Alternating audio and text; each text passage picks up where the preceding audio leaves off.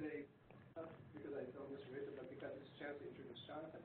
So Jonathan is one of my heroes because when I came to the lab, to NSL in 2000, he was the olden goldie who was like really knew everything and knew how to get everything done. Not compared to Didier. So I sort of looked up to him as an older brother, even though he's younger than me. And the fact is that Jonathan started out at Princeton doing a degree in physics, and then went on to do general relativity at one of the hotbeds for studying physics and relativity theory at UCSB, and came back to Maryland, or came back east and went to Maryland to do a postdoc in physics after a little time in Wisconsin. And then somehow or another, through meeting Art Popper at a wedding, hearing about this lovely lady here, who then turned him on to Shihab, he got interested in the possibility of switching from physics to neuroscience. And this was physics loss, but it was really neuroscience's game. And Jonathan has been an incredible force on campus ever since he arrived here. And you know what's happened is, if you look at his publications, he's collaborated with at least 10 different faculty members and numerous very talented grad students and postdocs that come to his lab. And the work he's done, he'll tell you about in a little while, I think is some of the most exciting work in the field. Having to do not only with auditory attention, speech representation, aging, but approaching it using some very powerful tools like MEG. I'll say that even though he's sort of stopped doing physics full time, it's nice to have someone to go and chat with about gravitational waves every now and then. And as he continues to make waves in the auditory system, I look forward to his presentation today. So, Jonathan. Thank you, Jonathan. Yeah, so for anyone who's worried about what their career might bring, I came to Maryland in 1992 for a 2-year postdoc. And then things kept happening. So I'm very glad to be here today. I will start off with acknowledgements in case I get rushed for time at the end, because I always get rushed for time at the end. These are various people that I've worked with in various capacities. The people in red are specifically people that I'll be talking about their work today in these slides. And the people in green, Michael and Steve, are people that, along with Betosh, who's in red, so I couldn't put him in red and green, we have hopefully a new grant. DARPA says they're going to give it to us. It's just a matter at this point, it seems, of getting DARPA's version of the human subjects approval, getting all that paperwork through. My funding has traditionally been from NIH, from the Hearing Institute, NIDCD, but I've been very lucky this year with collaborations and now have new funding from the Aging Institute, NIA, with a large group of people across campus, from the NSF with Betosh, and then this DARPA grant. So what I'll talk about today is a number of different things, but most of what I'll be talking about is speech and how speech is represented in the brain. I'll be using the human brain as the go-to brain in this case, because it turns out that that speech is really an effective stimulus for driving the human brain, and B, the tool I'll be talking about, MEG, is especially well suited for using in human brains. And in fact, the version we have, if your brain is too small, like you're an animal, it won't work that well. So human brains are great. And with MEG, it's particularly good if your human brain is in use. So we record people while they're listening to speech, and then we see how their brain processes that speech. I'll be talking a lot about representations of the speech in brain, how the brain represents the particular speech that you are listening to. And I'll be talking about that from 2 different viewpoints that are complementary, the encoding viewpoint and the decoding viewpoint, and I'll define what those means. I'll spend some time on cocktail party speech. Cocktail party speech is when more than one person is talking, and you're hearing more than one person talking, but you're only listening to one of them. And that turns out to be really nice when you're doing whole brain recordings, because the early part of the pathway processes all of the sound, everyone talking at the same time.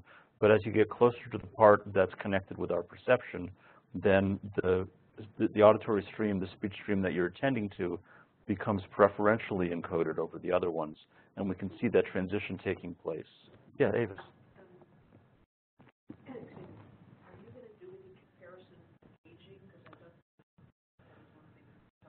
I'm not going to be doing aging today, but I'll be happy to take questions at the end. I have slides beyond the end of my talk.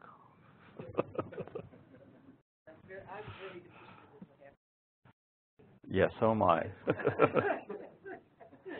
And then I'll also talk about some recent results.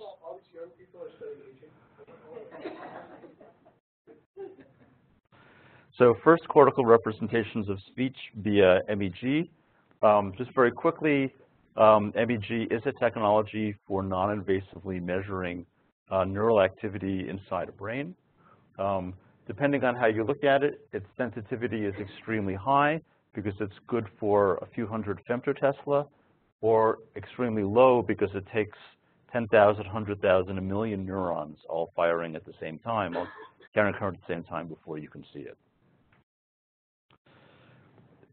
In this hierarchy of functional brain imaging, which is now no longer complete, but I can't figure out how to fit the new ones on this slide and still make it look good. The two major kinds of neuroimaging are hemodynamic techniques, the ones in red, and electromagnetic techniques, the ones in blue. MEG, along with EEG, directly measures the electromagnetic consequences of neural activity. Electrical currents cause electromagnetic fields to change, and we measure those. fMRI, which gets a lot more press, partially because it's very good at certain things, and partially because it's very good at making pretty pictures that look really good in a magazine or on the internet. These are hemodynamic techniques. They measure changes in blood flow as a secondary result of neural activity. It turns out that these techniques are better at spatially resolving what's going on than the electromagnetic techniques. But the electromagnetic techniques have a much better temporal precision. We're talking, for instance, that I'll typically record with a sampling frequency of a kilohertz for MEG. And with fMRI, it's typically recorded at a hertz. You can go faster than that. You can go 2 hertz. But you're not going to get that much more out of it. The way it works is we have neurons that are carrying electrical current, and then depending on the orientation of those neurons, they will generate magnetic fields around them with different orientations. And here's a good example of a current that will generate a very easy to measure magnetic field. If the current flow is parallel to the scalp, then by Maxwell's equations and the right-hand rule, that will generate a magnetic field that circles that current. And since the brain and the scalp are transparent to magnetic fields, that magnetic field will just propagate out, look like a source, and then curve back, propagate in, look like a sink. And we will see source sink configurations outside the scalp that we measure with our sensors, and that indicates that underneath there is a current generating those magnetic fields. And so if we look at the magnetic fields we measure outside the brain, we can see here the pattern is such that the sources are red and the sinks are green.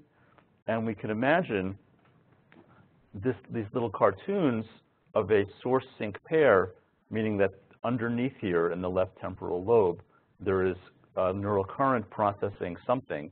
And similarly, in the right hemisphere, there is a source-sink pair, meaning there's a neural current that is symmetric on the other side. Now, the magnetic fields are really important because they tell us what the current is, that the neural current, what the neural activity is generating those currents. I'm typically much more interested in the time than the particular configurations of the magnetic field. And so these emphasize that here we're seeing, in this case, all of the channels of our MEG. It's about 150 of them. They're all responding in different ways because they have different locations with respect to the current source. And if we look at a particular moment in time, like 100 milliseconds after the onset of the pure tone, then we can see a magnetic field that looks like the pattern that we've just been talking about. And if we wait about 50 milliseconds later, then another part of the brain will be processing it then. And that part has a magnetic field which is different. It looks somewhat like the first one, but with a polarity flip. And so that means that this is coming from a part of the brain that has current moving in the opposite direction and is nearby, but not at the same location as the first one. Different kinds of sounds will generate different temporal profiles and different current sources that reflect the processing of those sounds. So that's enough MEG to let me go on to speech here. When we play speech to a person and record their neural signals using MEG, then this spectrogram is a nice representation of the speech they're listening to. You can see that there are times when the sound is momentarily loud, when it's momentarily quiet, when there's some frequency activity, some FM, whenever it gets loud and quiet, that's AM. And as this particular speech is being listened to by a listener with a brain, then we're going to record the signals coming from, in this case, being represented by the red curve. But if we want to say more than just what the responses are, we want to say what the brain is doing with this speech signal. We want a representation that we understand, or a model representation. We need to have some sort of system that takes this speech and turns it into the actual response. And so here that's called the auditory model. You need an auditory model to talk about a representation. Otherwise, you're just talking about predicting what the response is going to be, and that's not useful in terms of the mechanics of the brain. The model does not have to be the same as the response. It just has to be good enough, and good enough in the right ways.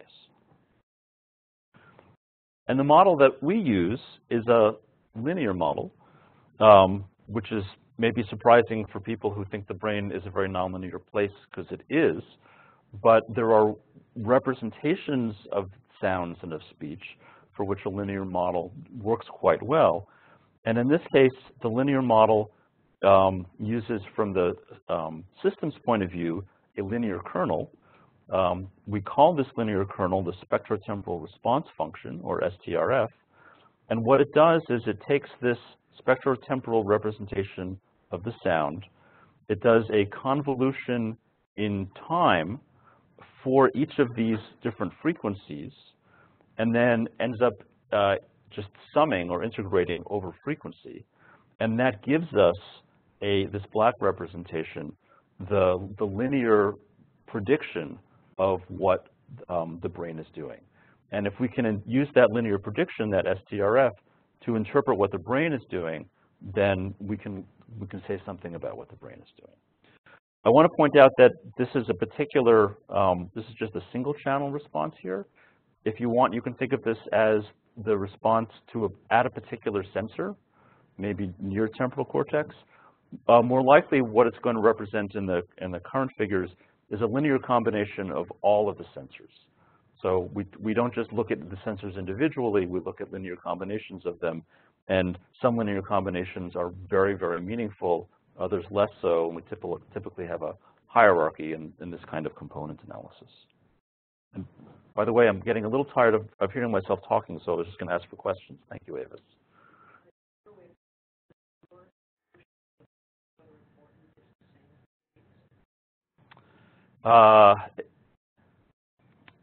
Yes. The brain's notions of what's important are going to vary a lot depending on context. So what I'll use a compromise answer there, and I'll say, if by changing the circumstances in which sound is being listened to, we can see those changes in the STRF or in our model, then that's useful enough to be helpful.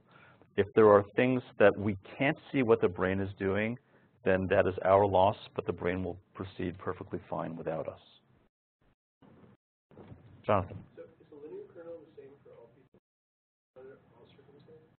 So is it in the context of noise or in the context of different ears? No. The linear kernel it has, in general, the same form across people, but there are going to be very specific differences, even at a theoretical level, even at an expected level, and at a measurement level, when you actually measure them from one person to another, then yes, there's absolutely differences. So for your prediction, you essentially have to derive the unique linear kernel for the person in the context of the MEG? Yes, the kernel that we derive is the best one that we can derive for that subject listening to these sounds. Yeah.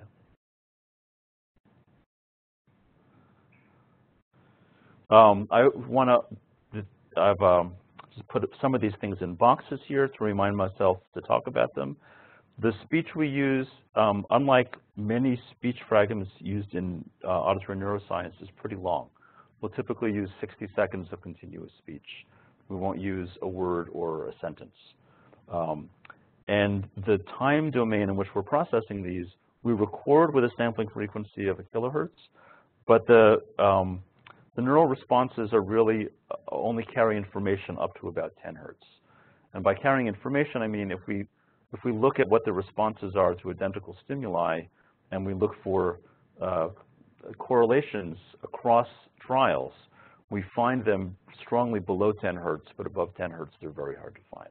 So it just looks like whatever coding is going on there that's above 10 hertz, we can't see it. So that'd be an example of the brain processing things that we can't see. Here's actually an example of the kind of processing that one can do as a function of frequency. In this case, it's by hemisphere. We can get these units are how well our model is doing. And we can do better in the right hemisphere than the left hemisphere. But either way, they fall off to the noise level by about 10 hertz. And here's another way. We can ask how many bits are being encoded. And in the right hemisphere, which we saw we were doing a better job of doing prediction, we can see there's about 4 bits per second that are being transmitted through the MEG signal that we can see. Obviously, the brain can process way more than 4 bits per second in an acoustic sense. The amount that we can get out of that is about 4 bits per second in the right hemisphere, and it's less than that. It's about 1 bit per second in the left hemisphere. So that was all aspects of the neural representation of speech from what we call the forward problem. The forward problem being take speech, figure out what the brain is doing to turn it into a neural signal that we measure. Now we're going to do the opposite. We're going to look at all of the MEG responses, not just one linear combination of them, but all of them. And we will use the same linear methods. We're going to construct a linear decoder and use that to reconstruct what the speech envelope was that caused these neural responses. Now, in this case, we're not trying to predict the whole spectrotemporal envelope. We're not trying to predict different parts of the spectrum. The reason we're not doing that is because we don't have access to enough information to do that with MEG. To do that, you have to be more invasive. You have to go inside the brain. You have to start recording from either individual neurons, or a little easier than that is you can put electrodes on the surface of the brain itself, but it has to actually touch the brain. You have to remove part of the skull to do that. We don't do that in our lab. Yes. But just so you know that we're not doing so bad, this shows that our ability to reconstruct a speech stimulus is doing not so bad in this case. And if you look at this and compare it to some ECOG recordings, not all, but certainly a broad class of them, an ECOG is this method where you put the electrodes directly on the surface of the brain, removing the skull first. Then we're actually doing we're doing about as well as any one of those sensors is. And this is to remind me to say that what we're talking about here, when we talk about representations of speech, are temporal representations. We're talking about not that there's a particular place where something is stored or a particular setting that's going on, but we're seeing things change in time as a result of the speech changing in time. Okay. All right. I don't remember what the next slide is. Let me peek ahead. All right. Temporal representation. We'll use this a little bit this cartoon here. This is a person speaking. This is the speech waveform. It gets listened to by this person, and then the neural representation of that is something that we can, it isn't the exact waveform, but it's something that with a linear kernel, we can turn back into the waveform. And so we can think of this, since it's just a linear operation, as this being some representation of what the brain is doing in response to this speech signal. And we'll use this a bit. I think given the time, I'm going to skip what happens when you put speech in noise, except to say that we can reconstruct speech when the speech is in noise quite well. The noise doesn't interfere very much with the speech reconstruction until the SNR, the signal-to-noise ratio, becomes very, very poor, and then it really does. But it's relatively flat until it falls off a cliff.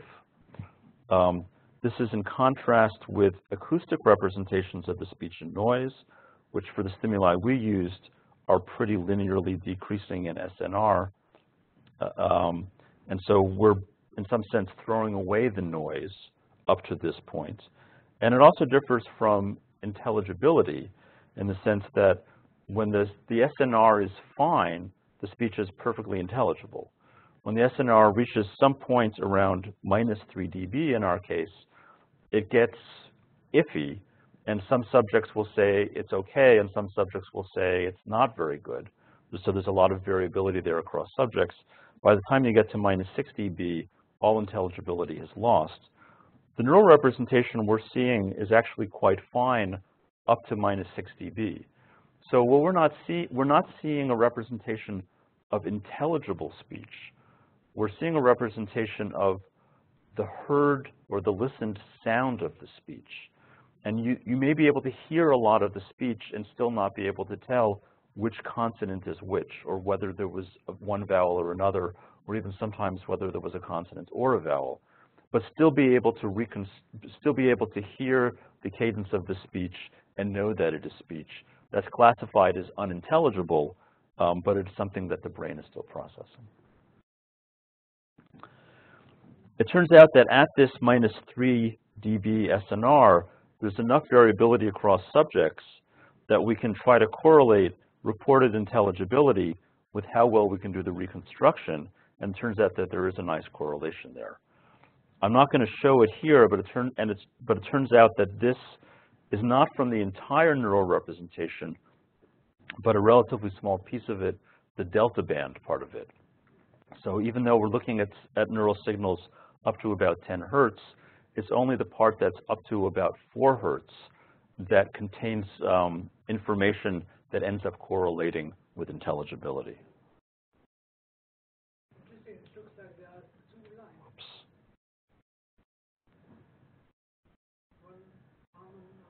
One on the bottom, on top. You're probably used to cleaner data than I am. This is one of the cleanest correlation scatter plots that I've ever seen. Maybe the X is bigger. So it's possible. It's conceivable. What I'm making is I'm not claiming that it's not around that line. It seems that there are two things happening. It could be. And so, for instance, it could be that the subjects fall into two different categories. That the ones that hear the speech exemplars in one order versus another order end up processing it differently as a result of that. And so it is actually quite possible that that's happening. In this case, because we knew that was possible, we looked for that. And we have seen that in other cases, but we did not see that here. So this is probably just a linear fit with noise, with variability. Is this intelligibility based upon sort of group analysis or person-by-person measures of intelligibility? That's one of the more astounding things about this analysis and related ones we've done. These are personal reports of intelligibility on a 1 to 10 scale, where 10 is 100%. And that should be incredibly variable, because how would they agree on what 50% is? But A, they seem to, and B, it correlates with how well we can reconstruct the speech envelope from the neural activity. Yeah? How are the subjects chosen? You know, is there a variability among the subjects which could account for the fact that you don't have greater variability? Like, is the age, you know, about the same? So in this case, it's not variable. Yeah, these are all, well, I'm not sure all. These are dominantly college and graduate student age subjects. It's roughly equal between men and women, but that shouldn't matter. But certainly age would make a big difference. And when we use populations that are more varied in age, then we get much messier data. So this is to put together what we've seen so far. We've looked at neural representations from the encoding forward point of view and the decoding reverse point of view. These linear models do seem to be useful. We just saw some of those examples in the speech and noise case. We're only looking at the envelope of the speech for the vast majority of this. A little bit the spectrum of it, but not too much. The rates we're talking about are in the 1 to 10 hertz range. And I haven't, the intelligibility linked to robustness, I haven't really given you much data on that, but I gave you a figure and didn't explain why I didn't give any evidence that's in the delta band, but it is. It's from the previous talk. All right, so let's go to cocktail party processing, because that's, I think, pretty interesting. Listening to speech or speech and noise is kind of boring. It's also pretty easy, especially if the speech is in your native language. Listening to speech at a cocktail party is more interesting. And so in this case, we've got a painting of a cocktail party. I think it's in Soho in Manhattan. In this case, I'm thinking of the man whose head is circled in blue. He's the listener. He's listening to everything going on in this room, including the conversation that he's having with the woman that's standing right next to him. They're having conversation, so hopefully he's paying attention to what she's saying. But it turns out that this other gentleman is saying things that are much more interesting. I think they're stock tips. And so he has decided that he is going to attend, he's going to listen to what the man is saying instead of what the woman is saying. And the woman may or may not notice this, it's quite loud. The man may or may not be switching attention as fast as he can back and forth so as not to miss too much of either. But it's not hard to just say that when you can hear several people around you, you want to listen to one of them. And once you choose that one, then all the others, the other ones that you're hearing, you're not listening to them anymore. You can't talk, you can't report on what they're saying. You can't answer questions. You're aware that they're there, but it sounds muted. It sounds foggier than the one that you're listening to. And if the room is not too loud, even though there's lots of people talking, the one you're listening to sounds clear, intelligible. You can answer any question about what they say. So we're going to do that, but not in Soho. We're going to do it in the MEG scanner just off of campus. We're going to make things a little simpler by having only two people talk, the one you're listening to and the one you're not listening to. And then to keep the analysis simple and robust, we'll typically switch back and forth. We'll say, listen to speaker A. Okay, speaker A is done. Now listen to speaker B. And that way we get a nice symmetry. And so that way we're also not, we're not looking at how the brain is processing speaker A's voice and speech in particular, but we're looking at how the brain is processing the speech of whoever you're paying attention to. And in the background, the speech and the voice of the person you're not paying attention to is also being processed by the brain, but it's being processed differently. Talk about how these two are being processed. I'll bring up this idea of selective neural encoding. We saw this picture earlier. There's someone talking. That's the speech waveform. This is a neural representation of that speech that's held in the brain of this listener. Selective neural encoding would be in a cocktail party scenario when you have a red person and a green person both talking at the same time, but you are listening only to the red one. You're attending only to the red one.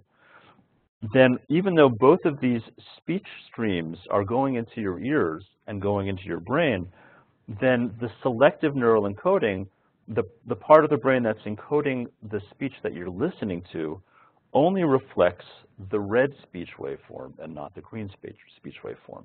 So it's as though you're only hearing this, when in fact you're hearing both. This is something maybe not certainly expected by deep enough models of the brain. It's not expected by naive models of the brain, because naive models of the brain say the purpose of the auditory system is to accurately reflect the sounds around you. If that were the case, then this is the sound around you, and so the neural response would reflect the sound around you. This is done by certain parts of the brain. This is what it looks like when it goes into your ears, to the early processing parts, and up through the early parts of cortex. It processes the entire sound stage, everything going on. But down here below, that's the part of the brain that's processing the speech stream that you're attending to. Yeah? So if you have hearing aids, then it turns out that there really is a difference in how the brain is doing this, because I find that I am not able to pull the signal out of the noise at all, that the hearing aids are not helping at all. Absolutely. And I don't understand why that should be. Well, because hearing aids don't do very much, aside from they amplify everything. Right. They amplify the signal and the noise. They also compress the dynamic range. They also alter the timing to some extent. And on top of that, as one ages, all of that is happening, and your brain is getting less accurate about how it transmits signals that require fine timing. And so as the entire sound scene is going through your brain, being processed, if your axons have different amount of myelination, then the signals that used to arrive all at the same time now arrive at different times. And so the parts of the brain that use that information to separate them are getting a distorted version of that information. So all of that is happening at the same time.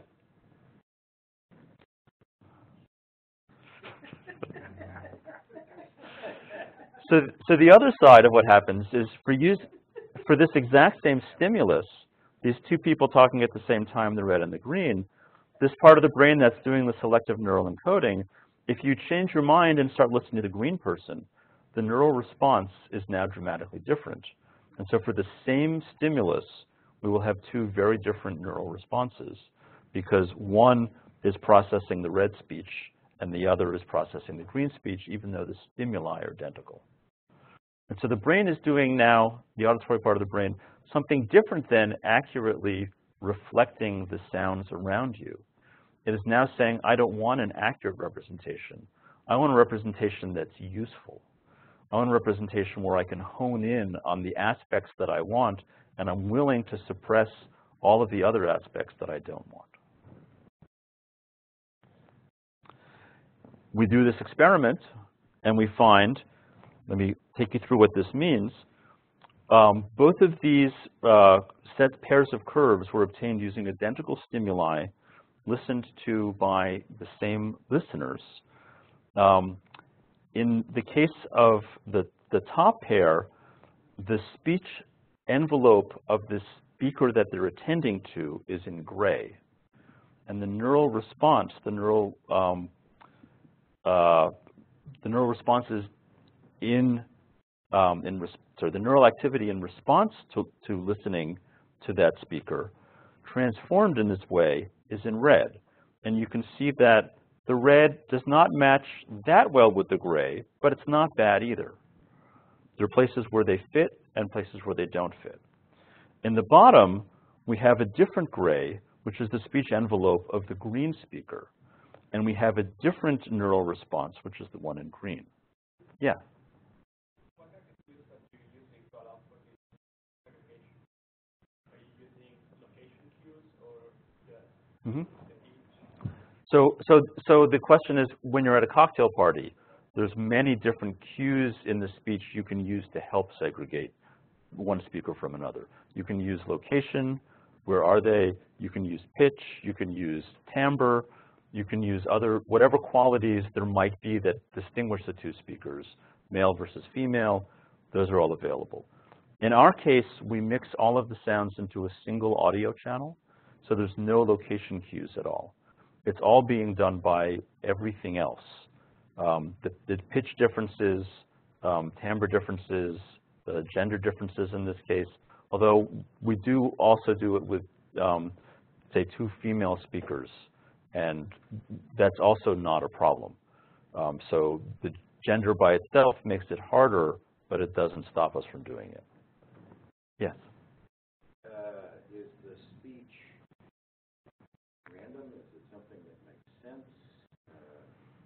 And if it's something that makes sense, you actually could have the same person speaking both different things. Mm-hmm. So it does make sense. All of the speech stimuli we use come from audiobooks. We use different audiobooks. We've used Alice in Wonderland. We've used, I can never remember the name of it, The Tale of Ichabod Crane. What's the name of the story? It's the Headless Horseman story. A lot of what we ended up using in practice is A Child's History of England by Charles Dickens, because it's something that American listeners are not familiar with. And so there's very little chance that they've ever heard it. There's names they won't recognize, but it's not hard because it's at a child's level. You can have the same person speaking 2 different chapters from that and put them into a single audio channel, and it's impossible even for a young, healthy, normal hearing listener to do that. So that's not enough. What we haven't done but would like to do is to find a bilingual speaker and have one person read a story in Spanish and read a story in English and mix that and see if we can segregate that, whether you would need to be a bilingual listener to do that, or whether that's just different enough that you can go to the Spanish or go to the English without that. So what we have here is that for identical stimuli, we have 2 very different neural responses. We have the red response and we have the green response. The stimuli are identical, but the envelope of the attended speech stream is not identical in each case, because we've pulled one out in each case, and they seem to correlate pretty well. And so, to do the real analysis, instead of just looking at a few seconds or some small amount of time and seeing whether they look alike or don't look alike, what we do is we do the reconstructed speech envelope, and we compare that to the actual envelope that they're attending to, and look at the correlation. And we compare it to the actual envelope of the speaker they're not listening to. And that makes a scatter plot. And this is the scatter plot that we get. So these are correlation values, and it's the correlation of the neural response with the envelope of the speech they're supposed to be listening to, or the speech they're not listening to.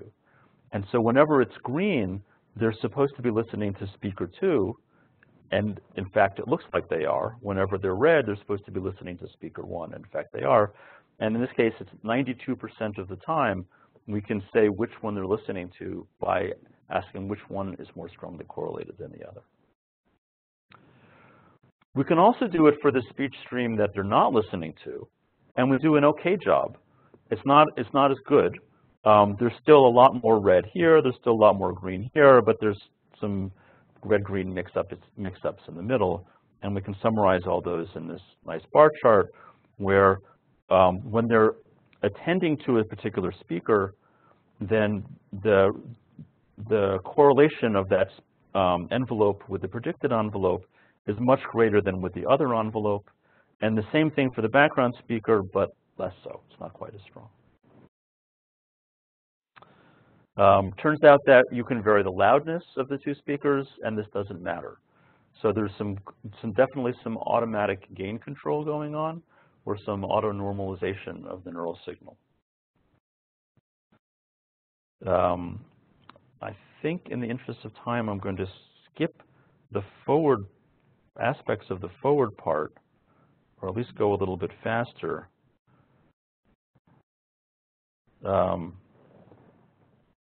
except to say that when we look at the linear kernel, the STRF, and then we look at just one temporal cross-section of it, so it's no longer spectral temporal receptive field, but it's now purely temporal, we see that there are a couple of different times when the brain responds very strongly. You can view these as impulse responses. There's not much difference between these TRFs and an impulse response. So what it's saying is that when there's a particular strong acoustic feature in the speech stream, that at about 50 milliseconds later, there will be a strong neural response to that. And it doesn't matter whether the speech is attended or not attended. And then if you wait about 100 milliseconds where a different part of the brain is processing it, then it really does matter whether that speech stream is being attended or not attended to it. And so we can say that at 50 milliseconds, it looks like that part of the brain doesn't care about attended versus unattended, or at least not to an extent that we can see it or see it very easily. But 100 milliseconds, by that time, by that latency, it's been separated out. 100 milliseconds, depending on your point of view, is pretty good for something this complicated. 100 milliseconds, if you're trying to do something from if you take the Darwinian point of view, when mammals are being selected for whether they can distinguish important sounds from unimportant sounds in the jungle or the savanna or wherever it is they're trying their best to live, 100 milliseconds is probably enough to get you out of there to figure out what's going on. If it took you a second, you'd probably be someone else's lunch.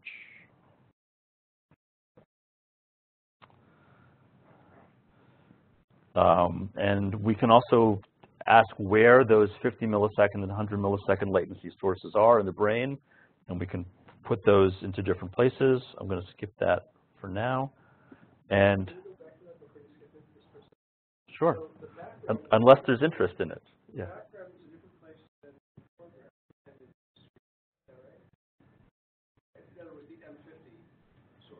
The M50 source, which processes both streams equally, is in a different location than the M100, which preferentially processes the attended stream. And so it's pre-attentive. That's why you're putting it in primary auditory cortex and ventral striatum. I wouldn't call it pre-attentive. That's a very loaded word, but it's not modulated by attention. And it's not modulated, sorry, it's not modulated by differential attention. In all these experiments, the listeners are always attending. They're never not attending unless they're drifting off. They're instructed to always attend, but they change the focus of their attention from one part of the sound seen to another. So attention may be very important for that part of the signal that's not addressed here. Puzzling to me, and you would obviously know why, because we do see attentional effects in what we think of as primary auditory cortex. Mm-hmm. Is there a reason why you would not see it with MEG, but you would see it with signal? Yes, if the effects are subtle. If you have to record from dozens of neurons and do statistical analysis to see that the centroid of the response curves has changed, then we probably won't be able to see that live with MEG. So that's another example of what Avis was asking, things that the brain cares about that we don't have access to with the MEG. But if you go outside A1, if there is a ferret analog of quantum temporale, then you should see dramatic changes there, if there is one. Okay. All right, so that concludes the cocktail party section. And there's enough time I can talk about some recent results. The first is attentional dynamics. So we've been using some, from the signal processing point of view, some very naive algorithms to construct these neural representations or to estimate the neural representations and calculate these coefficients. We have 60 seconds worth of stimulus. We have 60 seconds worth of response. We integrate over all 60 seconds, and we get a single number for that entire 60-second duration. And we can say, over those 60 seconds, yes, this person was attending to speaker A and not speaker B. Now, over 60 seconds, you can probably change your mind several times about who you're going to listen to. So the attentional dynamics is, can we do better than that? And can we do better in a more intelligent way? And so the first attempt of this, and this is work done by Sahar Akram when she was working as a postdoc with Betosh Babadi, was to take a simple method, and in this case the method was model the TRF as something you can measure once, and then model it as the first part is not modulated by attention at all, doesn't care who you're listening to. The second part will be bigger for the attended stream than the unattended stream. And can we estimate the size in a dynamical way of that single number compared to its opposite single number? And if a single number is greater than 1, then we say that the probability of attending to speaker 1 is positive. And if it was less than 1, then we'd say the probability of, sorry, not positive. Probability of attending to speaker 1 is greater than 0.5, and so that person is likely attending to speaker 1. If the probability of attending to speaker 1 went down below 0.5 to between 0 and 0.5, we would say they're likely listening to speaker 2.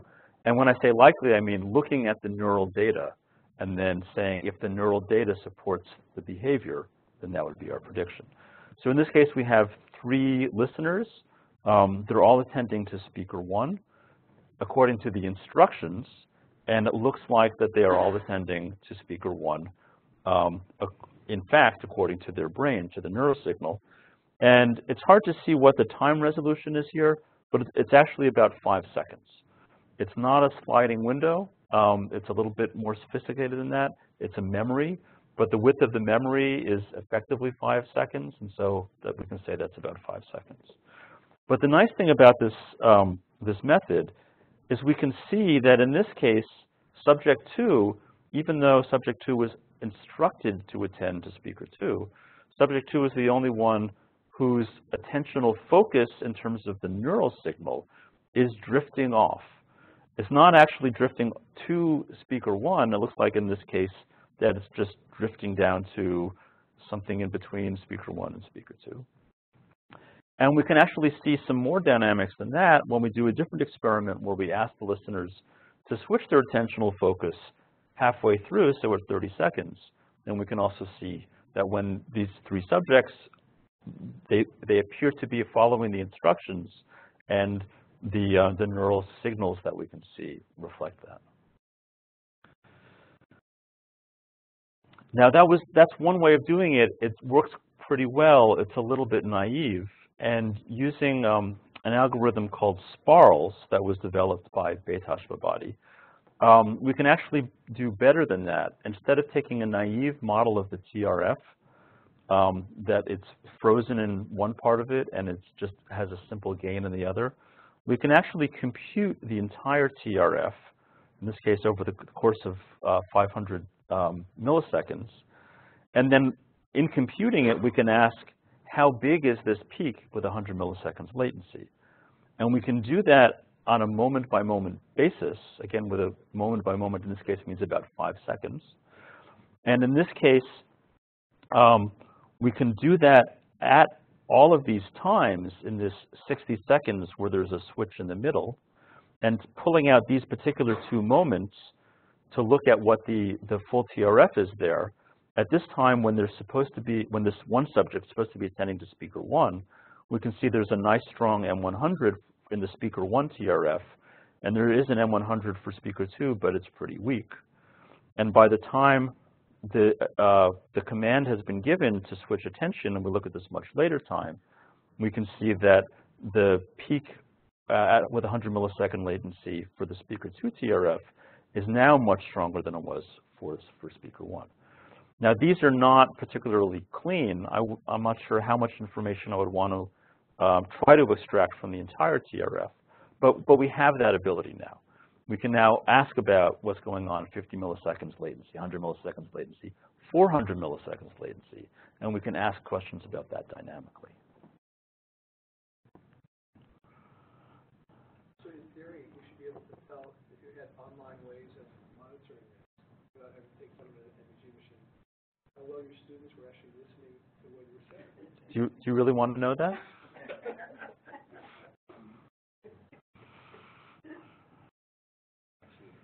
Yeah.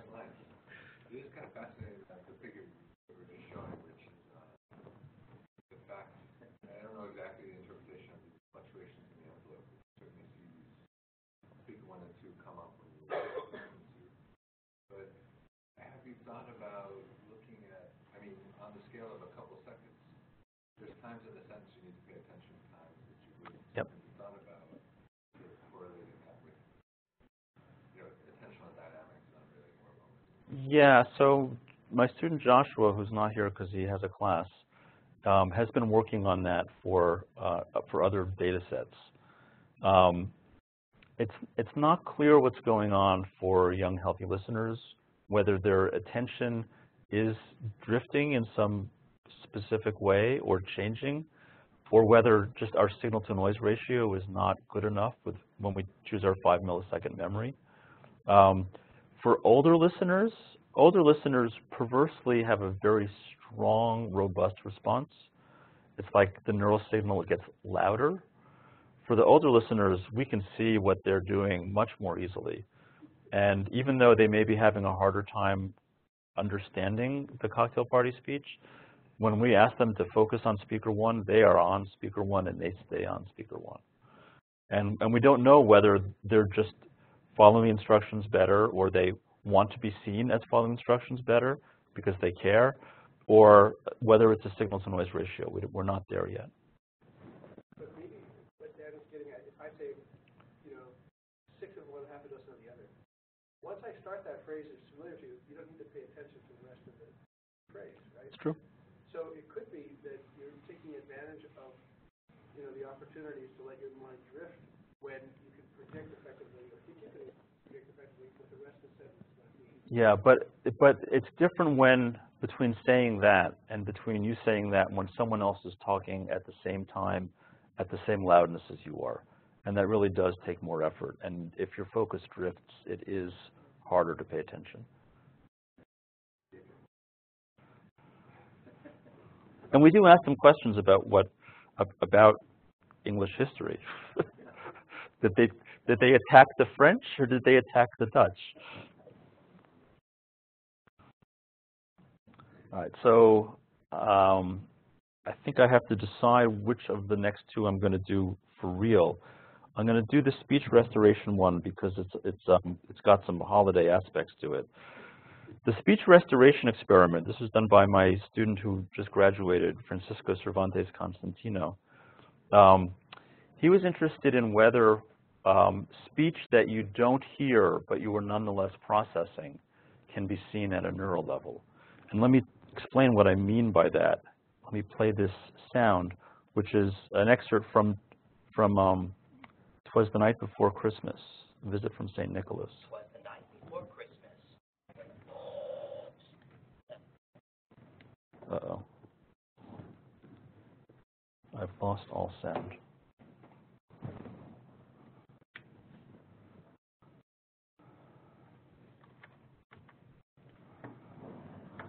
Try that again.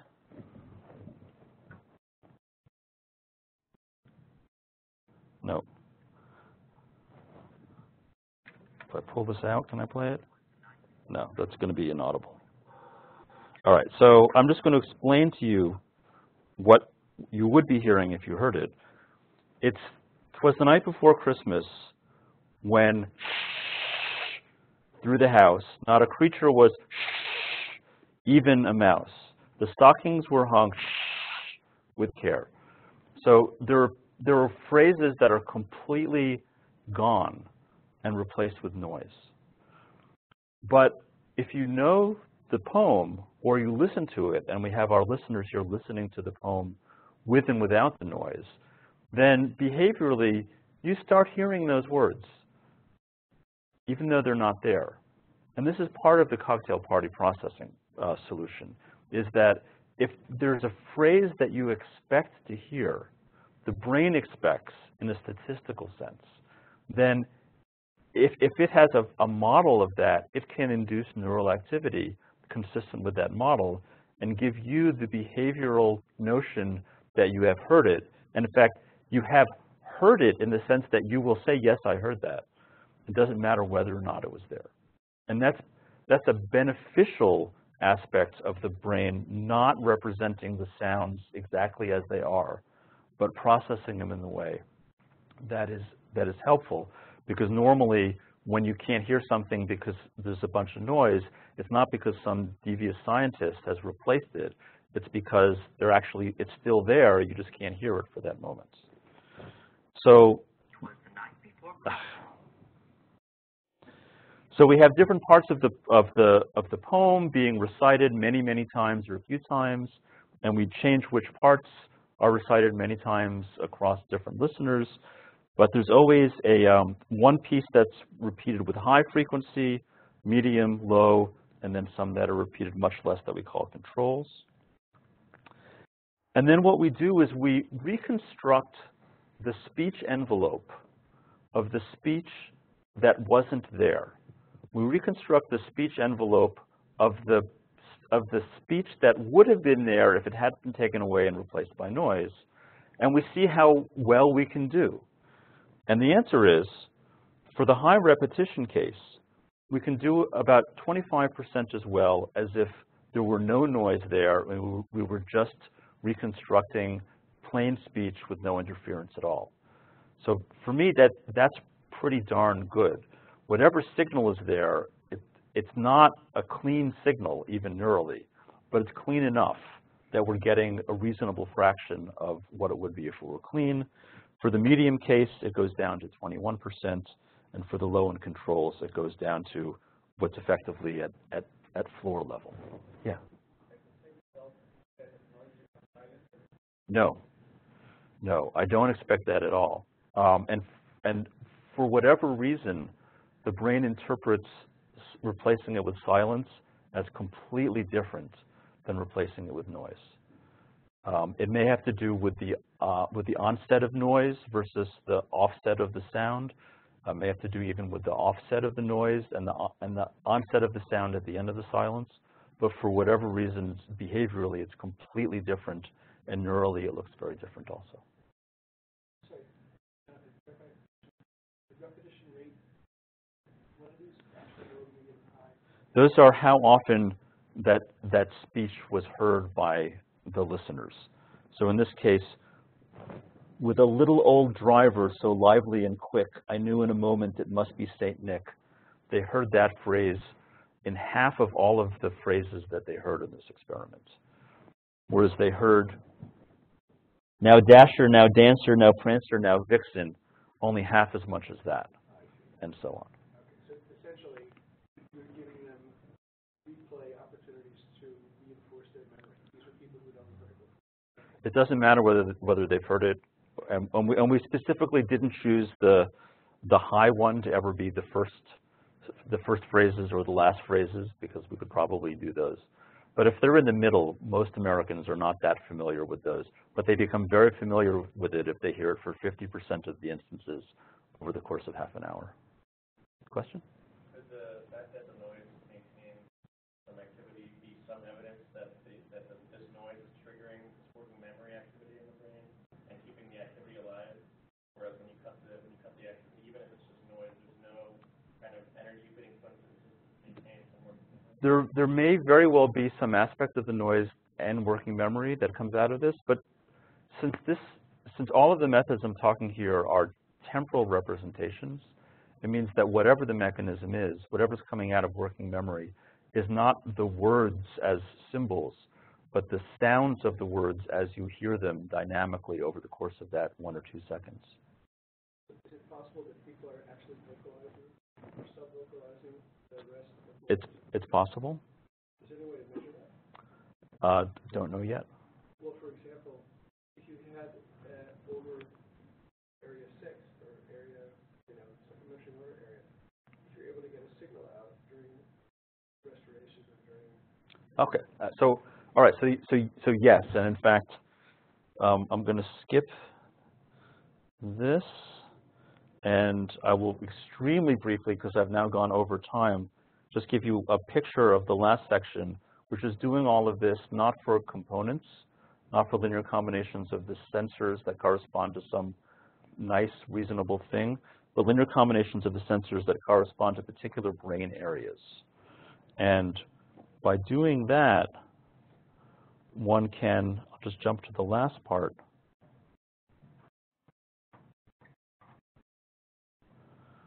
One can pull apart different areas of the brain at the voxel level, at the interior level, that have different temporal profiles. And so we could ask in that case, is there motor activity? If there were subvocalizations, then we should see phase-locked or time-locked motor activity that corresponds to that as well. And we would have to distinguish that from the motor activity that we see even in this passive listening case, because we see evidence that the neural representations of the speech are sent to the motor areas. We don't know if they're being used. These are dendritic currents we're looking at, but the information is there available to the motor areas in case it should need it. And since now I'm definitely past 5, let me finish. So I've been talking about representations of speech in cortex. These are representations of the envelope. I have not been trying to look at representations of fine structure or other aspects of the sound. They're robust against different kinds of noise, whether it's featureless noise or whether it's someone else talking at the same time. I didn't highlight this neural representation of a perceptual object much, but the way that it seems to work when there's a cocktail party processing aspect of this is that it's not the brain is not processing a feature of the sound like a feature of the sound meaning at this frequency or this particular timbre, but it seems to be processing it more like a perceptual object where this is a voice and that's a voice. It seems to have gone from acoustic representations to inferred clean models of the sound scene, so that it could be dozens of sources everywhere around us, but it's much simpler to assume there's a person there, there's a person there, there's a person there, and everything else we don't care about, that's just background. So that seems to be how the processing goes. In terms of timing, 100 milliseconds and 50 milliseconds seems to be the boundary where the processing has not yet entirely occurred and where it has occurred very strongly. We've made lots of progress in terms of the dynamics of attention. We've seen that this algorithm, but also even the representations in the brain are strong enough that they seem to be working even when the sound isn't there, as long as something is going on that makes you hear them at a behavioral level. We can see the things going on in your brain that cause you to hear them, even if they're not actually there. And just in general, this is ISR, all of this has been using systems approaches to studying the brain. Some of them are very simple-minded, some of them are much more sophisticated, but they seem to be doing really, really well and giving us insight as to how the brain processes important natural sounds. Thank you.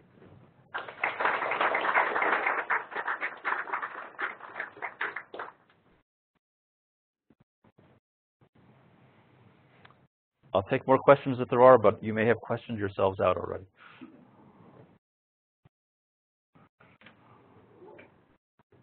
Okay, great.